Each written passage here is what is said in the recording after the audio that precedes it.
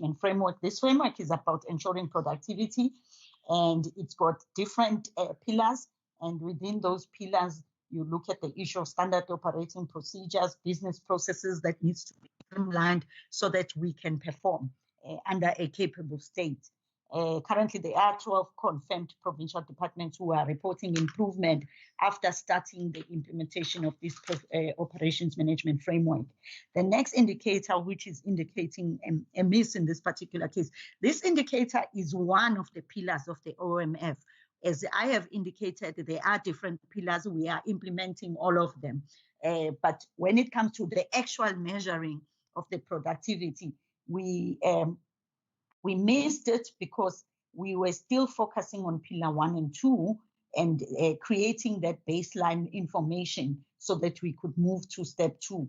Also, the issue of capacitating the departments around the OMF and productivity, that will be ongoing. So we are hoping that this would also come in place as part of bringing in the capable state. COVID-19 occupational on slide 17. We are just reporting what we've seen in terms of the cases identified, and sadly we've lost colleagues as well, but also the share committee is in place that ensures that we are complying with the thing. On slide 18, we are ICT steering strategy. We have a digital transformation strategy that has been approved already. We had reported on it before. We are already, it was approved in quarter 1. We are already implementing it. There is a roadmap that is implementation, and departments have started to implement with various areas that are being implemented. I think from the finance report, Mr. Emsley would have reported around the different initiatives that are coming up in this strategy, but also the departments, we are now monitoring them in terms of implementation, in terms of what they need to submit. Some are not submitting. It's still early, but the steering committee chaired by the DG is in place to start to get all the departments to comply. Implementation of provincial communication plan, a report that details how we've implemented in the province, with 6 departments submitting their reports and 8 failed to submit. But we are noting an improvement in terms of communication around the programs that we are doing. And also campaigns that are being communicated, I think you would have noted them. They are both in the social media, on radio, TV, and mainly even around COVID-19, including the weekly reports and all the other programs beyond OTP that are being done on communication. Public Service Training at the Academy on page 20, the repositioning of the academy. The strategy has been finalized, and we are looking at implementation, but also to note that training have been were being undertaken whilst this strategy was being developed. Training sessions, therefore, we've overachieved, but members, honorable members, to note that in quarter 1, we missed most of our targets during the hard lockdown. So on page 21, so we are looking at here to catch up with our annual target.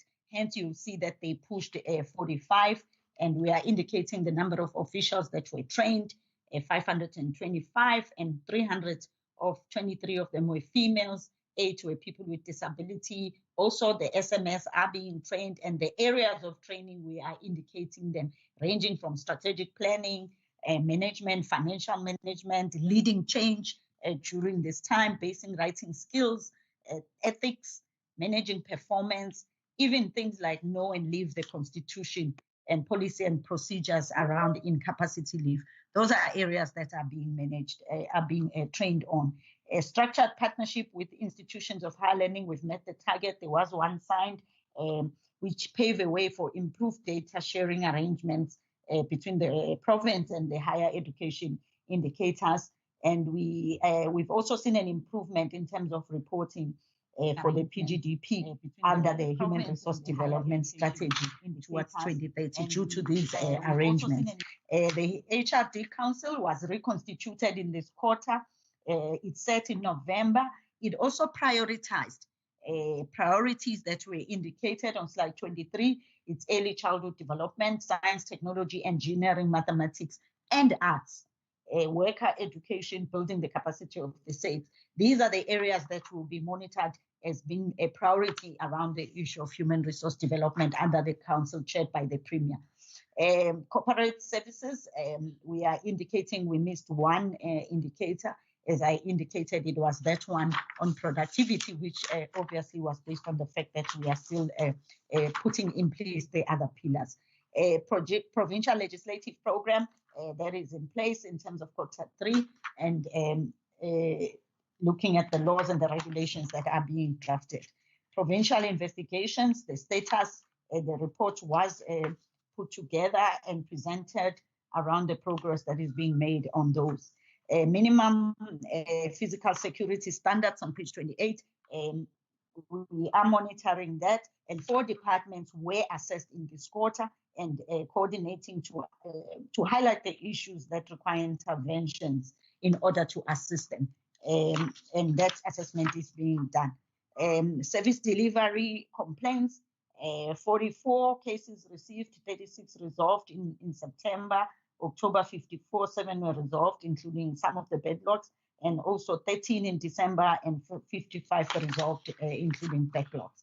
Ombudsperson report status, there were 14 cases, new cases, there were 10, resolved is 13, we still have 11 pending, and these ranges from different complaints around departments and how they are being attended to through the ombudsperson. The issue of coordination of designated groups, the members would note that the strategies for these groups have been finalized, and the reports are around the implementation on different areas around job creation, senior citizens, children, and we are just noting the areas of empowerment through programs like Zibambele, senior citizens, prioritizing the issue of capacitating people around the issue of Alzheimer's, which is a major challenge on our thing, but also the norms and standards for residential areas for older persons, and also issue of access to buildings. The boy-child development program that is in place, supported, and also families that are being supported, and we are indicating those people with disability, also DOE with the buses that they handed over for schools with special needs, we are indicating. I think here we are basically saying from a planning side, the mainstreaming, we have started that process. We've not done that well in terms of 100%, but every department is now making an effort in ensuring that we are mainstreaming. They are reporting around procurement levels. We have not reached the targets. We would like to see the mainstreaming during budgeting process, and that process is being done as part of the exercise that we are trying to achieve. Monitoring on the implementation of gender-based violence, we are indicating there the issues around gender-based violence, reports, the dialogues, the awareness campaigns, the psychosocial support that we've offered, also the conviction, the arrests that have been made in this quarter, we are indicating them, the convictions, 68 of those with 16 life sentences, and overall having 487 years, training and capacity building that are being done, processing of shelters and families that are reached with family preservation, parenting programs, and with families that are being reached. There are still challenges around the issue of gender-based violence.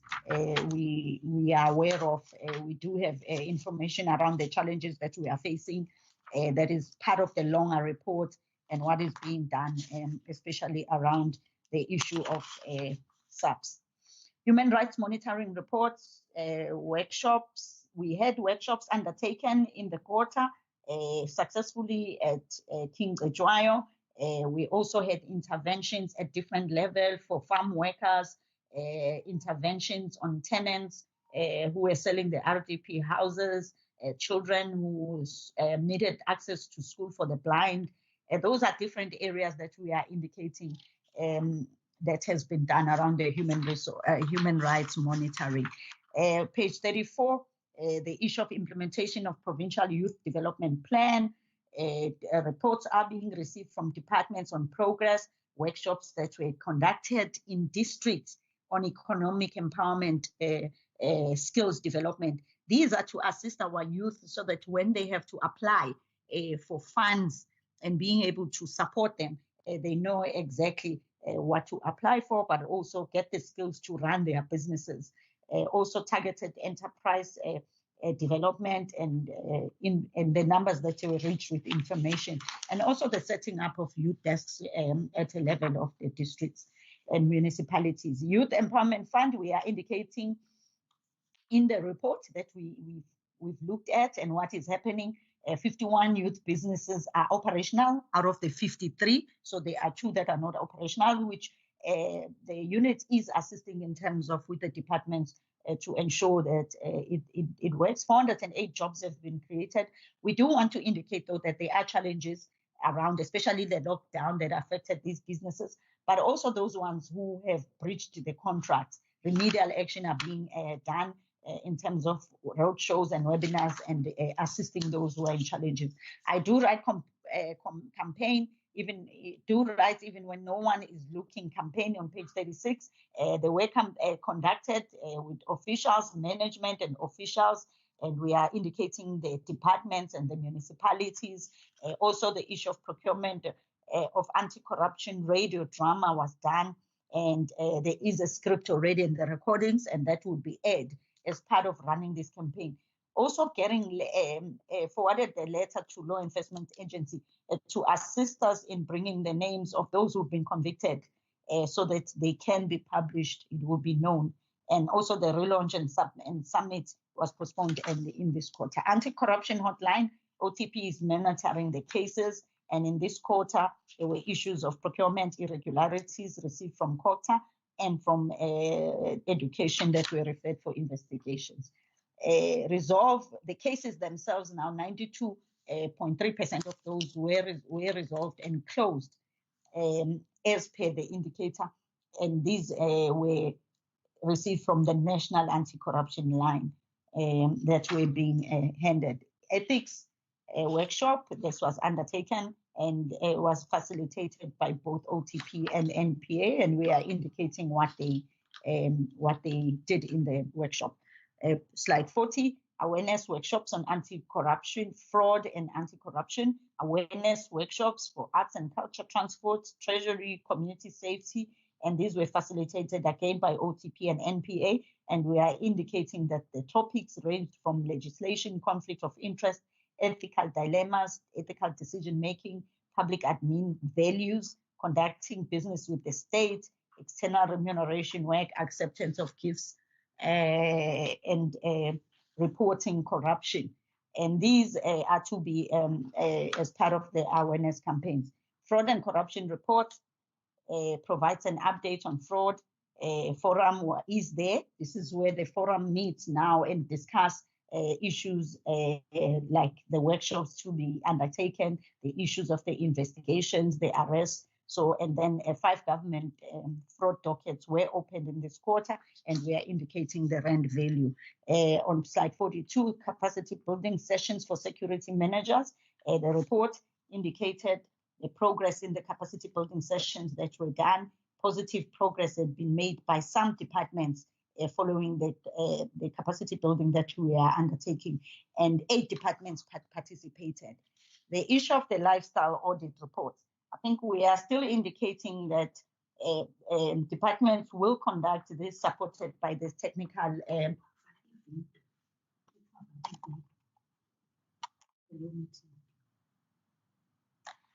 we are indicating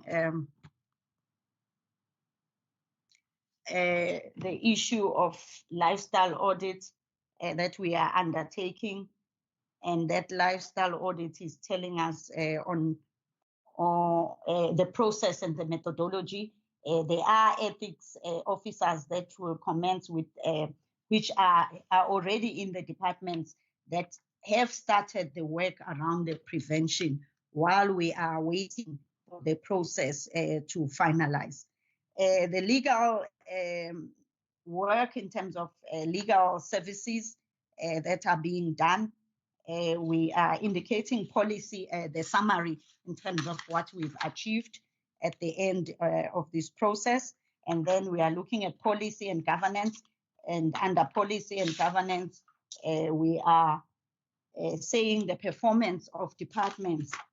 We are monitoring the performance of departments in terms of slide 47, and that performance of departments is showing a slight improvement from quarter 2 to 65% compared to the first quarter, where we had quite a lot of challenges. And as we indicated, the area that we still need to really reinforce is around planning in terms of mainstreaming, but also we are indicating the unqualified audit that was achieved in terms of the work that needs to be done. Provincial priority programs. There are different priority programs that the province has decided, and the concepts around those have been finalized. And we are talking around the RET, the job creation infrastructure catalytic projects, and we are also monitoring the implementation of those. COVID socioeconomic impact necessitated the development of the economic reconstruction and recovery implementation plan, which is in place now. And also we are reporting on the findings in terms of the COVID-19. We are indicating progress thus far between March and the 31st of December in this quarter on different areas of COVID. Operation Siyahlola, there were 11 sites that we visited, and those 11 sites were in schools, DSD offices and municipal offices, and also the project in Umsunduzi. And there were challenges that were observed, ranging from poor ablution facilities, transport, water shortages, DOH, outpatient departments with challenges, insufficient working tools in DSD, but there were remedial action in terms of intervention plans that we are monitoring as the office. OSS, oversight report in terms of progress around the area of this exercise that we are doing, involvement of structures in structure at local and district structures has improved with inaugural meetings that have taken place. Challenges and delays caused by COVID-19 were cited, but we are moving forward with activating our war rooms and getting them to function again. Planning Commission, the PGDS draft is already, slide 51 is in place, and consultations are being done right now with the different sectors, and we are looking for inputs in terms of that strategy. Macro policy inventory, we have a report on that was presented to cohort indicating the challenges and the need to review in terms of our socio-economic impact assessment when we do our policy development. And we will be workshopping on that. And there is now a framework from National Department of DPME. That was 100% stakeholder. We are indicating the poverty eradication master plan, the issue of slide 54, 11 households from Bakulusi were assisted in terms of water. There were issues land for agriculture and bursary for matric learners that was intervened, and we are indicating from 2 schools. We also resolved the issues around forest company in Makulusi, and there was a conflict there that was done, resolved through the war rooms. The issue of vulnerable women, farmers from Mkanyagute that were linked to interventions. Implementation of the revitalization strategy. The strategy is in place. We are implementing the revitalization, and we are also continuing with the war rooms that we are auditing and ensuring that interventions are being done in those war rooms. And also, as we had presented before, we even have the COVID-19 safety plan that is going to be implemented through the war rooms. But we are also revitalizing and looking at the issue of budgets for OSS to assist the war rooms, and also what tools do they need that will be supporting them with. HIV and AIDS, we are just indicating the findings on the report. In summary, we want to say quarter 2, there was a significant decline from quarter 1 of the interventions. But from quarter 2, by the end of quarter 1, we developed an intervention plan to ensure that we don't miss on HIV and TB during the COVID. And then subsequently, we integrated our COVID response within our HIV and TB so that we don't lose. We are seeing the catch-up plans making a difference now. And that is in summary. We can see now we are starting to pick up on our targets. In Nkululeko Development Program, in Dumo, we have indicated that there were 4 outstanding projects around access road, which is transport, ATIA, low-income housing for human settlement and irrigation scheme. There was an intervention in terms of turnaround plans that they needed to implement, which is what we'll be monitoring now. Ituaga, the project is proceeding now. There was a challenge with the land issue, but ITB was engaged by OTP as part of the intervention, and the SPLUMA is being finalized. So we are looking at that. There is IDP3, and it will be reported on that progress as well in future. The indicator that we did not meet the targets was the veterans, where the report did not come, but there has been now a turnaround plan around the issue of interventions around the veterans. Rapid response, we are indicating the areas of interventions that have happened around where the rapid response was required. Kwamnyati is one of them. A report back was done in the war room as part of that engagement, and new relations were forged as new local manager was introduced, so the matter was being resolved. Dan family, a dispute. This is an area where, again, a dialogue has started and a platform, at least for discussing, has been created. Lowsback, we also have an issue that we are indicating. District multisectoral stakeholder engagements have been held, in particular 2 districts, Ilembe, Umkanyagude, where we are integrating all our structures into one forum, and that is the forum that would feed into the OSS, and this is part of the revitalization of OSS. Farm dwellers, meeting with Vaihu farm dwellers in Madangeni, and the support there that is provided. Also cooperatives who had been disallowed to plant, the intervention was done to allow them to proceed for their livelihood. On slide 61, moral regeneration.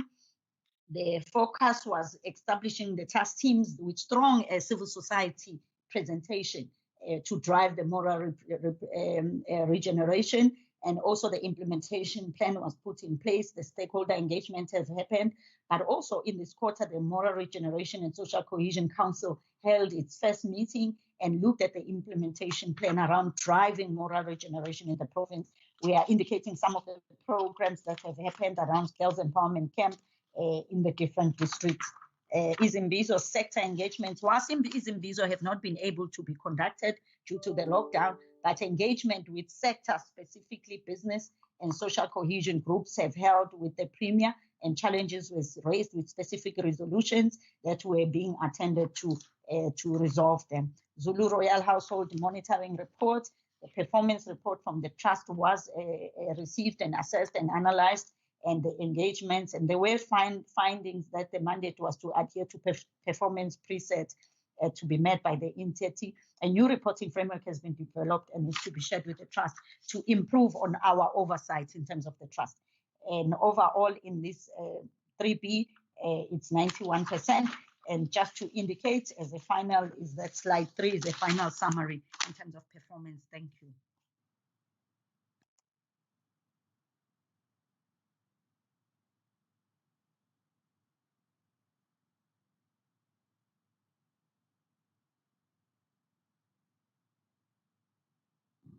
Thank you very much, Doc, for the presentation. We are pressed on time.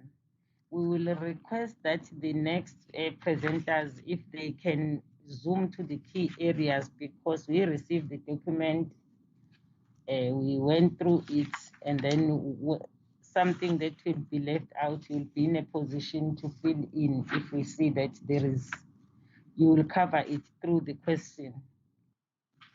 Thank you very much, Doc. Can we now request the acting CFO to deal with the expenditure report, OTP? Over to you, sir. And then Mr. Buthelezi will follow. from the Zululand, from the Zulu royal household.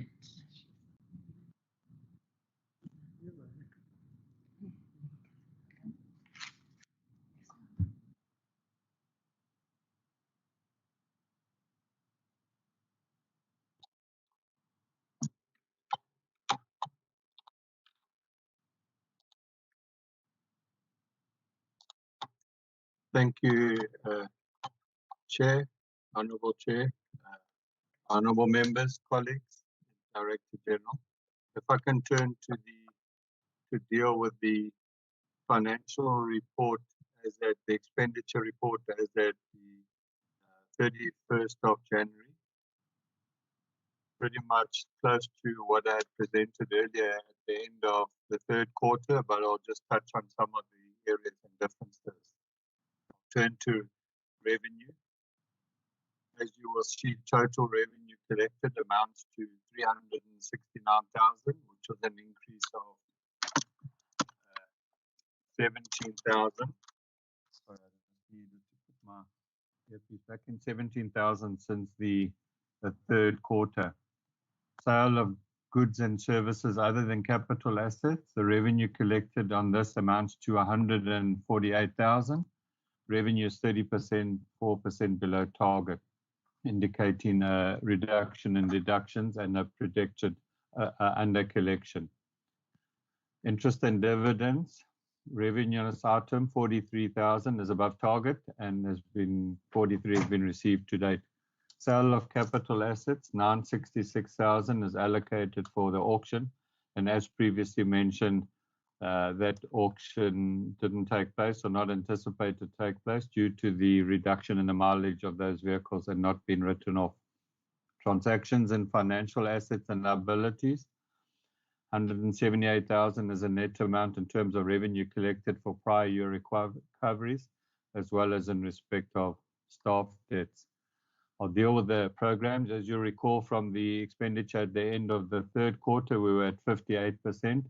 At the end of January, we had moved another 4%. We're now sitting at 62% spent.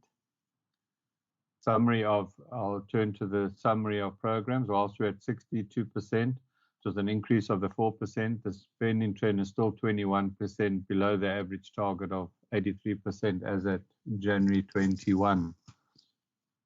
It is envisaged that the spending will increase in the fourth quarter, as mentioned previously, due to various IT-related payments, as well as the bulk purchase of computer equipment. As mentioned previously, we've also still have a challenge with regard to the collection and receipt of interdepartmental accounts from the Department of Works in respect of building leases. As mentioned previously as well, the spending trend is adjusted as a result of the adjusted level lockdown 3. Level 3 has been implemented. It's had further impact on the spending of travel and catering. Savings from these items will be redirected towards assisting war rooms to better facilitate it in terms of equipment, PPE, sanitizers. The department is also attempting to assist the Department of Health with communication-related activities in respect of the awareness in terms of the COVID-19 pandemic. The department is also currently in liaison with Provincial Treasury and is fast-tracking the post-adjustment approval of funds to the Zulu Royal Household Trust to assist with unanticipated expenditure. It has risen in terms of COVID-19 pandemic, as well as funeral expenses for Prince Letu Zulu. As spending has only increased 4%, an explanation were provided in the third quarter. The remaining sections of the report are hereby submitted to the committee for information purposes. Further progress in terms of spending will be reported in the February monthly report. I'll leave it at there, Chair. I think it's pretty much close to as mentioned, to the December, and I'll take the report as been read. Thank you.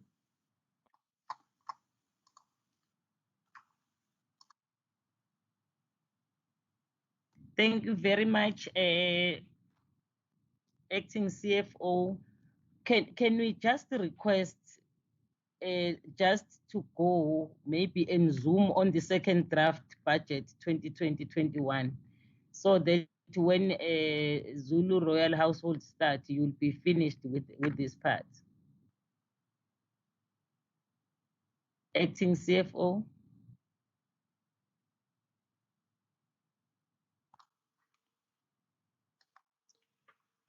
Thank you, Chair. I will go straight to the MTF presentation.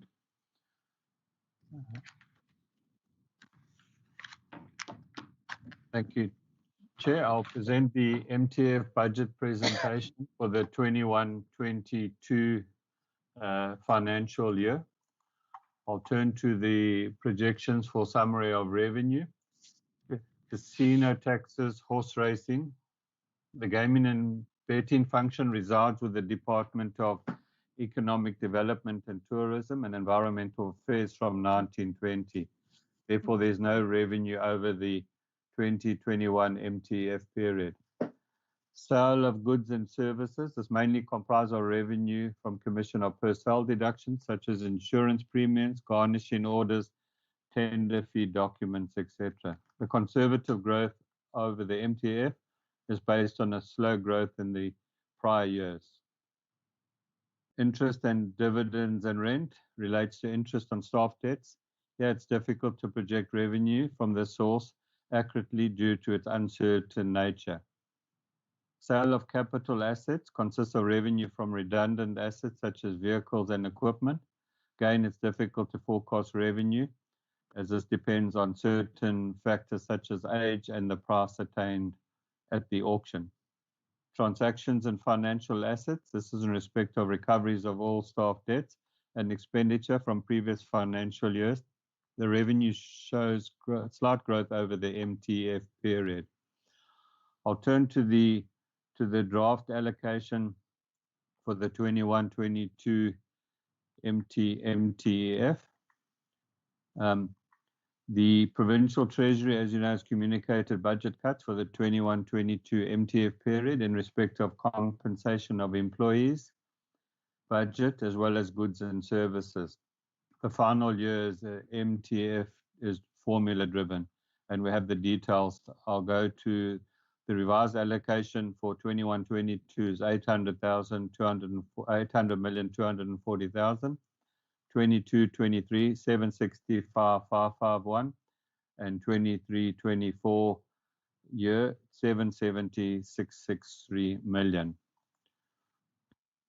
The provincial equitable share formula and the fiscal consolidation budget cuts were taken into account for the 21-22 MTF, and all programs and compensation of employees were reduced throughout the department to cater for the budget cuts over the 21-22 MTF period.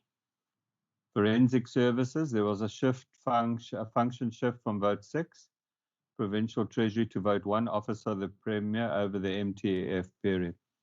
KZN Youth Empowerment Fund, the Provincial Executive Council approved the suspension of the youth development funds from 2021 to be allocated to the vote in the 21-22 financial year. I'll turn to the expenditure per program. Program 1 administration. An amount of 187 million has been allocated to this program for the 21-22 financial year. The objective here is to provide administrative support to the Premier, Executive Council and the Director General, as well as a promoting of good corporate governance. The office support and auxiliary services was moved to this program over the 21-22 medium-term expenditure framework period, which accounts for the substantial increase over the 21-22 MTF. Program 2, institutional development, serves to improve service delivery through capacity building and transformation management. An amount of 428 million is allocated for the 21-22 financial year. The decrease is attributed to the movement of office support and auxiliary services responsibility over the 21-22 MTF period, as mentioned above. There was also a centralization of the information technology budget to this program. Program 3, policy and governance. initiates the development and implementation of policies and strategies to achieve sustainable provincial growth and development. 185 million is allocated to the 21-22 financial year. The decrease over the 21-22 MTF is attributed to budget cuts that were implemented over the 21-22 period. I'll turn to the expenditure per economic classification. Compensation of employees for the 21-22 period to cater for vacant funded posts. These figures take into account budget cuts. An amount of 349 million has been provided. Goods and services reflects an inflationary increase over the MTF period. An amount of 329 million has been provided. Transfers and subsidies. Province and municipalities, this in respect of motor vehicle license payments. Departmental agencies policies, this is for transfers to public entities, in our case the Royal Household Trust. Households relates to staff exit costs. Non-profit institutions includes 50 million for the KZN Youth Empowerment for 21-22 financial year. Payment for capital assets provides for various projects, including the renovation to the security and roof repairs of Premier's Parkside residence. Payments for financial assets, no provision has been made over the MTF period. I'll deal with Program 1 in detail, administration. Again, Premier support is to provide, objective is to provide technical, administrative and advisory support to the Premier. Here an amount of 31.1 million has been allocated to the sub-program. Executive Council support is to render Secretariat support services to the Executive Council, clusters and key provincial committees. An amount of 10.3 million has been allocated to the sub-program. Director General, the objective is to provide operational support to the Director General and strategically managing the province. An amount of 22.3 million has been allocated to the sub-program. Financial management. The objective is to provide financial management support. An amount of 104.7 million has been allocated to the sub-program. Intergovernmental relations. Objective is to promote inter and intra-governmental relations to strengthen inter-sphere and intersectional relations as well as intra-governmental coordination. An amount of 18.8 million has been allocated to this sub-program. Program 2, Institutional Development, Strategic Human Resources. This program includes the Training Academy responsibility, which provides training and development to public servants within KZN. An amount of 88 million has been allocated, which includes 21.6 million for the Training Academy responsibility. Information Communications Technology. The purpose is to provide strategic information technology management, leadership and support. An amount of 67.3 million has been allocated to the sub-program. The implementation of the Digital Transformation Strategy Roadmap plan articulates a roadmap in terms of the provincial ICT priorities, portfolios, and high-level projects with estimated costing over the MTF period. Stakeholder engagements and governance structures that are required to mobilize the implementation of the digital transformation strategy to embrace 4IR and respond to the challenges brought about by the COVID-19 that we're working remotely. Legal services. The purpose is to provide transversal law advisory services to departments. An amount of 12.3 million has been allocated to the sub-program. Communication services. The purpose is to provide strategic communication, leadership and support. An amount of 73.8 million has been allocated to the sub-program. Special programs. This is to coordinate and facilitate human rights issues. An amount of 140.4 million has been allocated. Forensic investigations and integrity management. The purpose is to manage forensic and integrity management services for the province, and here an amount of 45.9 million has been allocated. I'll turn to Program 3, Policy and Governance. Provincial Policy Management. The motive is to coordinate and facilitate socio-economic development through the monitoring and evaluation of strategic policy implementation. An amount of 37.6 million has been allocated to the sub-program. Sub-program Premier's priority projects is to manage strategic projects as identified by the Premier and the Provincial Executive Council. An amount of 81.2 million has been allocated to the sub-program. Royal Household is to provide services to the royal family, which includes Royal Household Trust Administration. An amount of 66 million has been allocated to this sub-program, which includes a transfer to the Royal Household Trust. I'll deal with the issue of public transfers to public entities. In this respect, we have the Royal Household Trust, which was established in 2010 and is governed by the KZN Royal Household Trust Act. The Royal Household Trust caters for His Majesty, the Queen's other family members, namely the princes and princesses related expenditure. An amount of 23.7 million has been provided in this regard. Infrastructure expenditure. The main project plan for the 21-22 MTF include maintenance and repairs, buildings targeted for routine maintenance, the Premier's Parkside Residence, Moses Mabhida Building in Pietermaritzburg, and the Marine Building in Durban.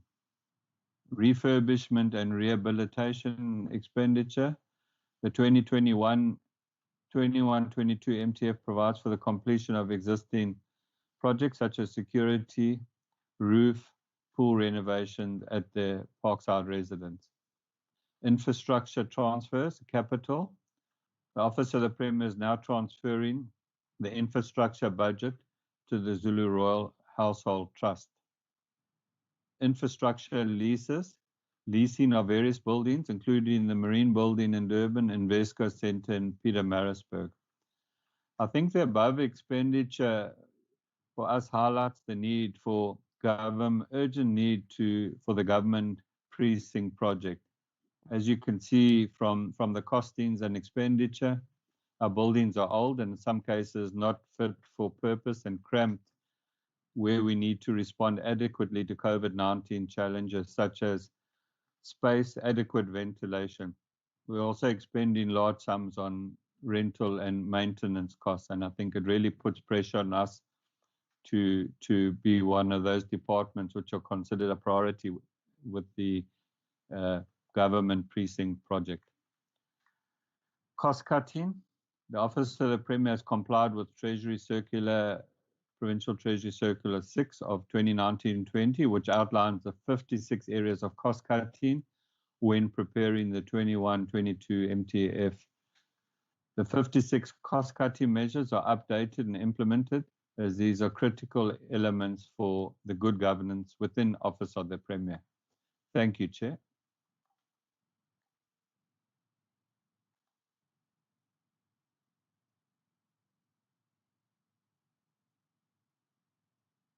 Thank you, Mr. Ansley. The Chair has just asked me to chair on her behalf. I will call upon the presentation, the second draft APP, which are going to be presented by Dr. F. Ndlovu. Dr. F. Ndlovu. Thank you, honorable members. I will run very quickly because as indicated, the members have had the presentation. On the introduction is the fact that we have developed the APP. We've also received the inputs, that is on slide 2, the inputs from DPME. No changes have been done in terms of our mandates and vision, but we've only added the issue of coordinating, ensuring coordination of provincial programs for the rights and empowerment of women, youth, and persons with disability. And we've outlined in a longer version in terms of our outputs. Program 1, we have moved the issue of the Command Council to the operational plan, but it's still there.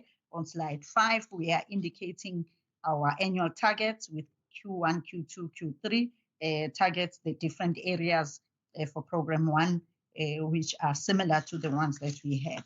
Program 2A, slide 6, corporate services. We are noting that we indicated that we have a turnaround strategy that will be implementing the issues of occupational health, especially with the COVID in this financial year. The NEP Center optimization, in particular, as we are aware, with the issue of digitalization and revitalization of the training academy and the e-learning strategy. On slide 7, we are indicating the annual targets, the different annual targets with the quotas, which are similar to the ones that we've indicated, except in areas where we are now saying we are now implementing instead of developing the turnaround strategies and the NEP Center strategies. Communication on slide 8, we are also indicating the further outputs around communication, e-learning, which is now coming, and the issue of structured partnerships, which is remained on slide 9. The integrity 2B, ombudsperson reports biannual, and the coordination of the reports is continuing as we indicated. We have refined our outputs on slide 10 in terms of interventions now that are coordinated for the different groups that we are indicating there is a change. The issue of slide 11, the different indicators, as you've seen them, again, there were no changes in line with what we had. We've refined some in terms of the issue of the implementation of lifestyle. We are refining that based on the fact that we will always be guided by DPSA. On slide 13, macro policy, the PGDS will be finalizing to review it, and in 20, we'll then be looking at the different implementation plans. We refined the issue of performance of the reports and priority programs so that they are all in line. On slide 15, the strategic planning alignments that we are currently doing, that in Q4, but we'll be doing it one for the following year, and the business plan for the Planning Commission and the budget bill. The stakeholder, we re-looked at the issue of government service support plans to His Majesty. It's just a refinement more than a change, and also a refinement around the poverty eradication plans that we are implementing, and the issue, the social compact has now come into our APP. Slide 17, it's the different indicators as per those changes, and the refined indicators that I've spoken about, including the veterans and the farm dwellers. Thank you, Chair.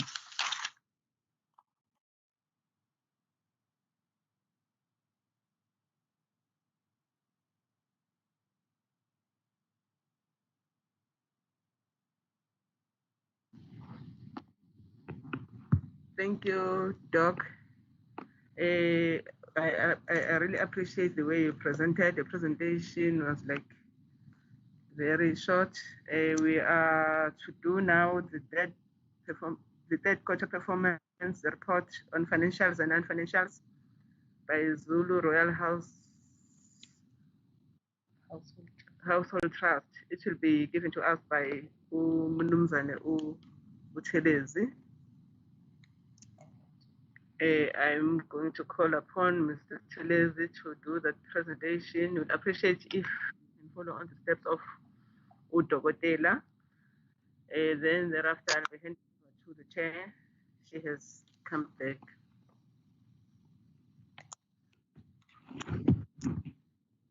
Thank you, Honorable Zungu. Mr. Buthelezi, CFO from the Zulu Royal Household Trust. Thank you, Honorable Chairperson. I hope I'm audible enough. Very audible. Thank you so much. Thank you, Honorable Chairperson, again, and greetings to the honorable members, DG, DDGs, and colleagues. In the interest of time, Honorable Chairperson, with your permission, may I do all the presentations, financial, non-financial performance report, and the up-to-date expenditure report simultaneously? That will be superb. Okay, thank you, Honorable Chairperson. I will go straight to slide number 2. As at the end of the third quarter, the trust had collected 99% of its revenue, of which main of it was received as a transfer from the Office of the Premier. Slide number 3 shows expenditure item in terms of programs, where program 1 had spent 62%, program 2 was sitting at 115%, and program 3 at 2%. If I may just try and summarize this. Program 1 was sitting at 62, which is lower than a benchmark of 75% at this time of the year, mainly because the vacant post of the CFO was only filled in the second quarter and was filled by an internal candidate. Hence, saving was realized against the employee compensation. Program 2 was high at 115% of the budget, Honorable Chairperson. This is mainly because of the hiring of vehicles for the Queens and also other unforeseeable expenditure that were incurred during the current year. DG has gave a presentation on the resolution that was touching on the hiring of vehicles. So that was the main concern, but I know that there are some ongoing discussion in trying to resolve this issue. Maybe try to make sure that start the new financial year, this issue of the cars is sorted. Expenditure in program 3 is low at 2%. However, Chairperson, activities in this program are expected to be finalized during this quarter, the fourth quarter of 2021 financial year. With regards to the performance information, program 1, we have achieved all the targets set, and also in program 2, those were the programs that had we had set targets to be achieved during the quarter or during the third quarter of 2021. Honorable Chairperson, I should mention that our budget in the current year has been a lot of pressure. Has been under a lot of pressure due to increasing demand. However, Honorable Chairperson, I must say that we commit ourselves that we will try by all means to reprioritize within our budget to ensure that the trust remain within its budget by end of the year. With regards to the up-to-date expenditure, Honorable Chairperson, we are sitting at 94% of the budget from 87% as at the end of the third quarter. Let me stop there. Thank you, Honorable Chairperson.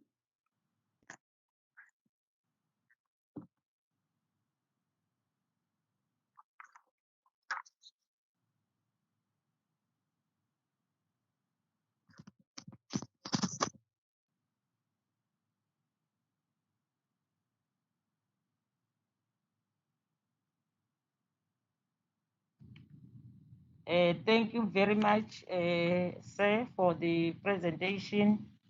You were very short and to the point, finishing financials and non-financials reports, and also on the expenditure report side.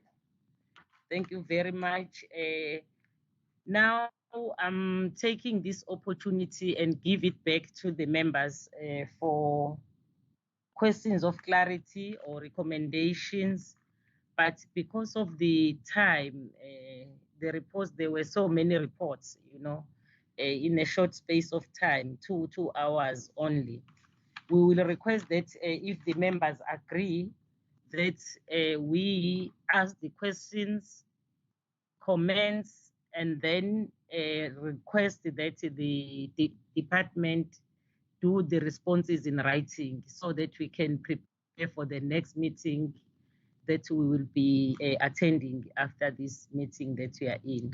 If the members agree on that, can I hear from the members?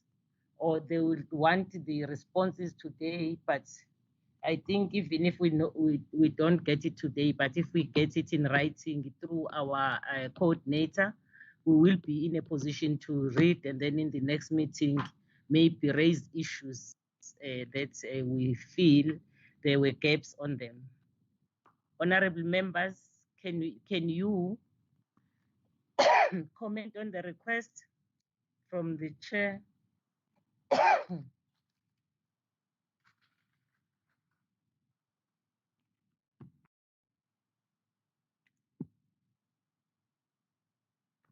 Honorable members.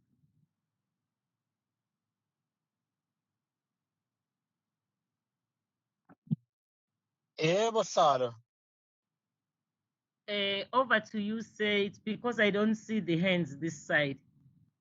I can't raise my hand, Salo, Okay. because ngangena emgwaqeni beyithesiqeda ngo-12 sadelay. Yes, ama-issues nama-report maningi mntwana. Yes. Over to you, say. No, Salo, I agree with your proposal, but I will request, because now we have the advantage of doing visual.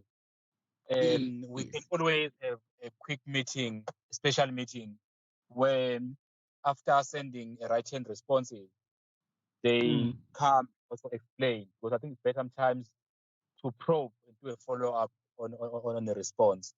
So I don't think it'd be difficult to arrange a special follow-up meeting from this one. Yes, thank you very much. I think our staff is hearing what you are saying and what I said, to have a provision of a special meeting so that we interrogate. We don't have a lot of reports like the one that we are having today because of unfinished business.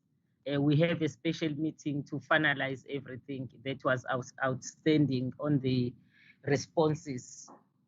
Any support for that? Because this is a proposal from Honorable Mwango. Because I can't propose from the chair, I was requesting that if the members can agree on that proposal. Honorable Cele.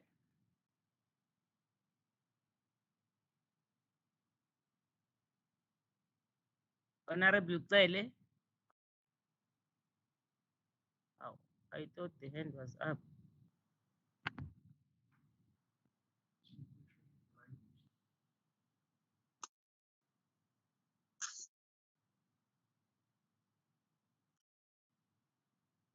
Honorable Kuala.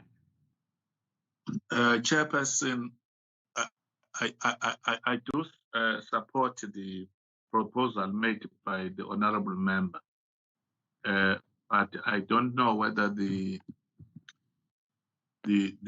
issues that I raised earlier will become part of this one, or it will come at a later stage, because I will also when I summarize, Chair, because it was raised in a meeting, although it was not part because it's a new item, but at the conclusion, as part of the resolutions of this committee, as I indicated before, I will raise it so that we get the responses on what you raised. Okay, I support the honourable member's proposal. Thank you very much. Thank you. Can we request the questions, if there are any questions from the members? But what I will request also is that maybe we don't dwell on the issues that are being oversighted by the other committees, but focus more on the mandate of this portfolio so that we can be focused because of the time. Honorable Mngango and Honorable Kwala.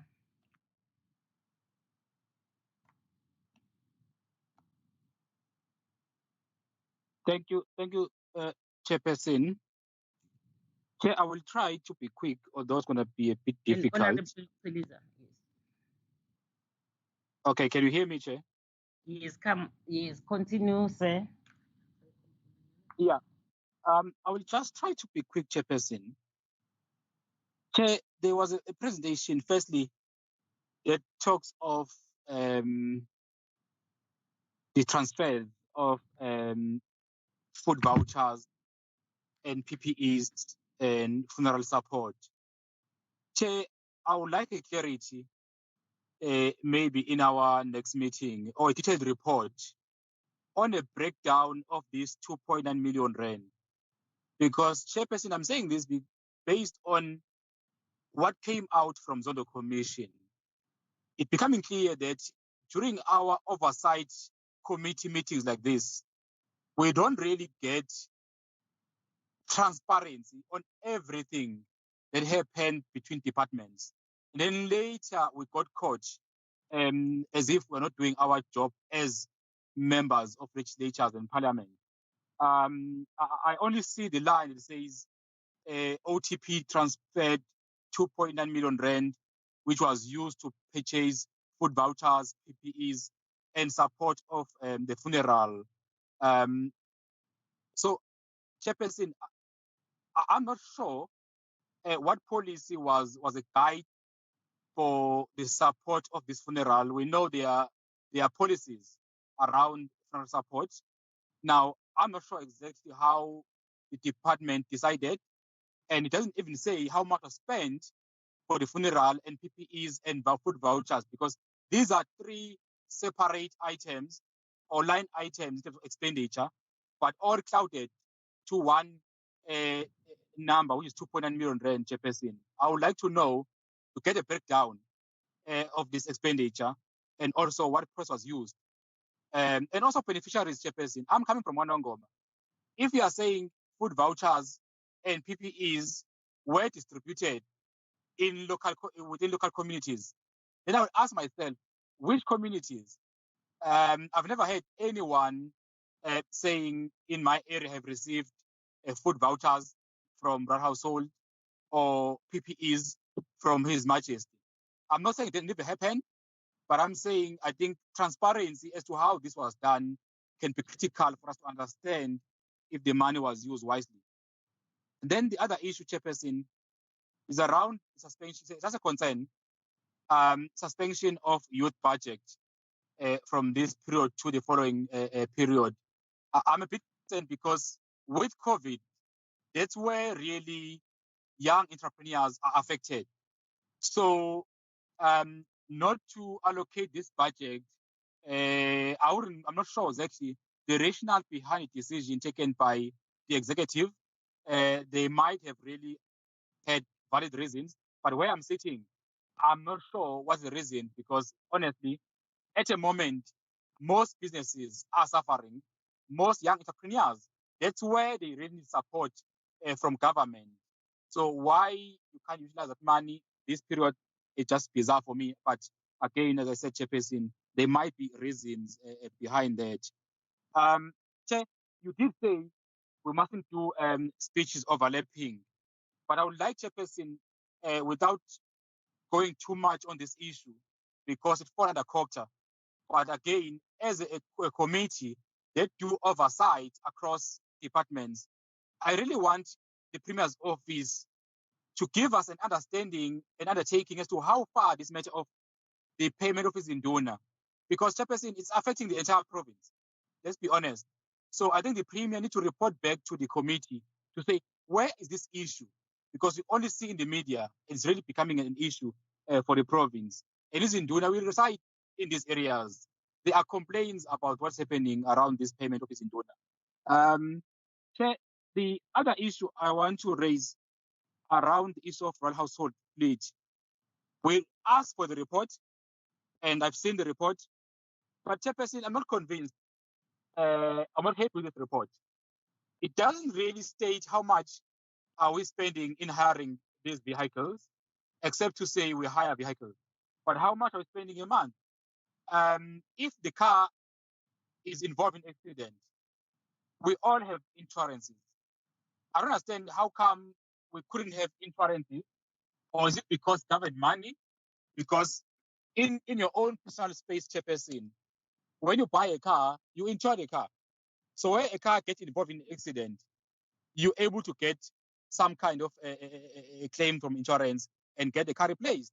So why with this unit, you just have an accident, then the car is written off, then life goes on, you go and hire cars.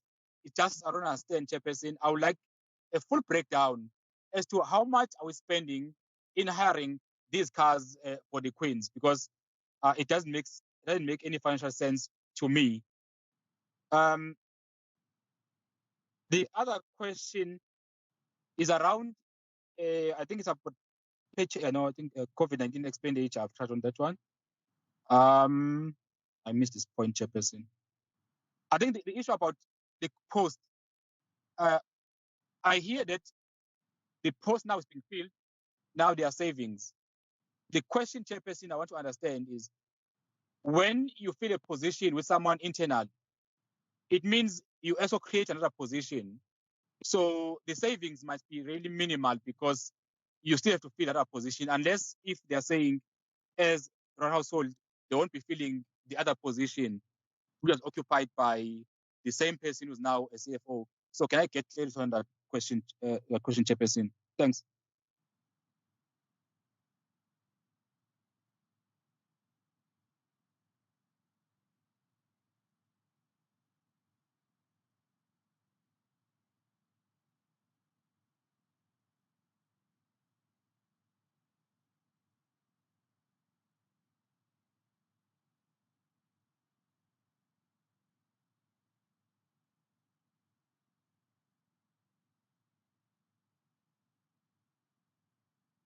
Honorable Dunge, over to you, sir.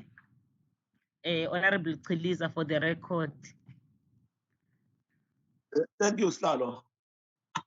No, Slalo, mine is short. I just wanted to check with the DG, which if by look of things, does she think that there'll be ever a time where we will have no or very less vacant posts in this department and even in the other departments in the province? Because I think I'm almost 2 years here now, and since I came here, we're talking about vacant posts, and sometimes, most of the time, even for high positions. Is there any time where we'll reduce these posts or finish them? Maybe we only have, let's say, a post of where someone resigned, maybe it's less than 3 months, and it's quickly filled, other than having so much outstanding posts there. Thank you.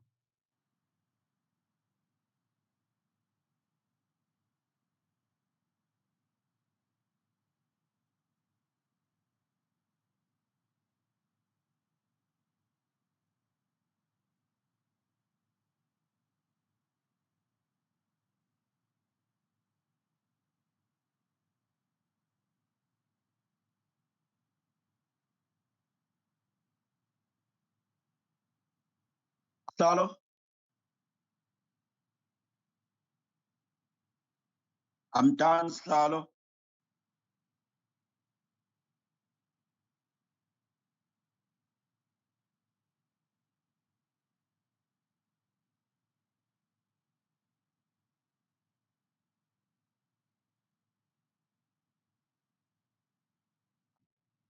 From the chair, I have a question around the issue of ICT. But firstly, I want to appreciate that the department have really have a strategy, digital information strategy, in order to deal with the issue of decentralization of ICT.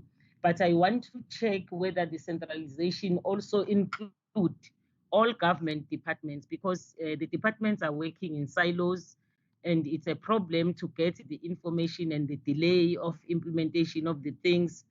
But if you have the link, and also that one will also assist those people that do corruption, and then after doing corruption jump to other department, and the other department can't see because the systems are not talking to each other. If it doesn't include that, we will suggest that the department must look closely, because this is a coordination department, that we have a system that will the system that will be in a position to include all the government departments, and will be in a position to track if there are challenges with a person that we employ going forward. That is the question. But Chair, also on page on page 6 of the OTP financials, there is a talk about the environment. The environment that was not approved, that we are awaiting for Treasury to approve it. What I want to check is it in line with the PFMA to have a post adjustment of environment of funds? That is my question, because now it was not done, but it will be done after it's a post. I want to check whether it is in line with the PFMA, so that whatever we are doing, we don't breach that one. The other one, Chair, that I will talk to in rush is on page on page 8, Chair. We appreciate that the reduced of travel, annual events, and not doing catering as we are supposed to do. You have really assist with funds to reprioritize for IT, and also reprioritize budget to assist war rooms with PPE, sanitizers, and all, and also the management of the war rooms. We appreciate that as a committee, because we raise concern, and then you attended our concern, and now we are indicating that there is a budget that will be part of 2021, 2022 for the war rooms. We really appreciate that when we raise things with the department and they attend to it. So we really appreciate that, because if we are not doing well, we always fight with you, but we must appreciate when you respond to our queries and also our concern. The other one is the issue of the infrastructure leases, refurbishment, and the rehabilitation. You know, that is taking place in the offices that are being leased. We heard that when the presenter was doing, they indicated that it was a DG, the issue of the precinct, the Department of Public Works is looking on that matter very closely. We want to have a clear proposal that this issue of the leases, it's a waste when there is a decision by the government to have precinct. I think we have to reduce the monies that we use in the hiring of the offices and so on, because sometimes they mess up with us, as the DG was presenting, that the offices where they are in, and then they hired another offices. They did not go to those offices because it was not in line with their needs. So we really propose that the Premier and the relevant departments, they must take up this matter, and really we see the progress on the implementation of the precinct building taking place, because it was presented to us also by the MEC of Public Works when we're in the legislature, that these are the plans going forward. So we request that DG, you fast track this request with the Premier, and then taken to different departments that are relevant to make this project a reality going forward. On the other issues of the third quarter report, non-financials, that was presented by Dr. Ndlovu. We also appreciate, we saw that on page 5, the appeal support for PPPFA court judgment. We applaud the executive to take a decision to make an appeal on this particular matter, because it's affecting those people that were previously disadvantaged. It shows that the government is really serious about involving the previously disadvantaged to the country's economy, because you can't say that the PPFA is invalid. So the court said that, but please, the appeal that we have put forward, we have got a support on that, because we want to see the change where our previously disadvantaged people from Nongoma, from Ongoye, where I was originated, you know, becoming part of the economy going forward. So we really appreciate that one.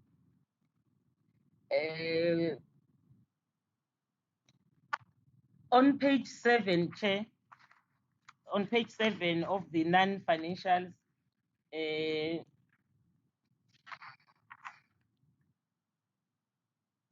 we saw this thing of the passage of invoices paid within 30 days. We appreciate that you have come up with the mechanism to monitor units not complying with Treasury regulations 8.2.3. However, there is a need.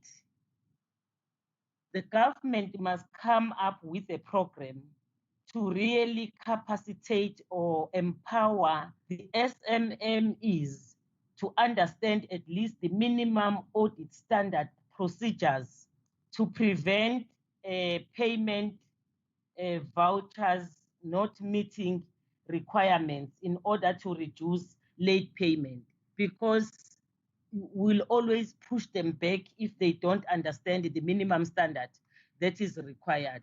As a government, we must try and assist those SMMEs in order for them to really understand what is going on. Chair, I think Honorable Mngwanga ungikhavile endabeni ye Zulu Royal Household. I really, these over expenditures that just come, it will lead to the department having irregular or wasteful expenditures, because the monies or the budget are spent to something that was not budgeted to. And as people that are playing oversight, really, we can't allow that. We can't really allow that, because if you talk about the car high, also I was also going to request the real expenditure to say, since we started hiring the cars, how much we have spent, because those funds were not budgeted for. And we are going to have maybe an audit query from the Auditor General around that particular matter. We have to raise it as people that are playing oversight. But in the previous meeting, the Zulu Royal Household Trust assured us that this particular matter, they are attending to it. And the office of the Premier is going to maybe to intervene in that regard. Maybe when we come back, we'll want to know how far with that fact that OTP was going to intervene. What is a because now Mr. Telezi was indicating again to say no, they are trying to attend it even to this presentation for today, which was raised even in the previous meeting. So we want this matter to come to an end and understand it, because there was an intervention that was supposed to take place. What is the problem? What is holding it back to for the office to assist the queens? Because we can't keep on hiring. There must be a budget that will be straight to say this is the amount that we want to intervene and assist. We'll want to get that report when we have a special meeting, as proposed by Honorable Mwango going forward. Colleagues, no, I have to end it there. I've got a lot that I wrote here last night, but I can't raise it because of the time. We will appreciate DG, the report and the progress on the report that you give us when we raise things, and then you see that you have attended it. War rooms, we have done excellent job, because there was no more budget for the work that your office is doing, but you can do more. You can still do more. That's what we're appealing to you. With those words, I would want to say to DG, if you want to say maybe 2 minutes thing, and then we move after the mandate that we are giving. But the last one that I've forgotten is the matters that are affecting royal household that was raised here in regard to Isigodlo, the status of it. The oversight that was taken in the 5th Parliament, as it has been raised. We would want to get a report in the next meeting, but not maybe in this special meeting that would want responses, because it was a new matter. It's not a matter that was part of this, but we want you to write it down, and then when you come with the report, research it, and then come back with a report, clear report, to say what is the progress, what has been done, what has not been done. Thank you very much. Over to you, DG. Thank you very much, Honorable Chairperson and honorable members. We appreciate the comments, as well as the questions or areas for further clarification by the department. We will abide, Honorable Chairperson and members, and prepare the reports responding to the matters that were raised by yourself as well as the honorable members. I'm sure we will get a sense from our colleagues that are supporting the committee on the timeframes or the deadlines for the submission of documents, as well as the special meeting. But thank you very much, Chairperson and honorable members. Yes, thank you very much, DG. All the best to the work ahead of you. Thank you very much. The meeting stands adjourned. Thank you, colleagues. We shall meet now physical. What time, Mr. Sorry?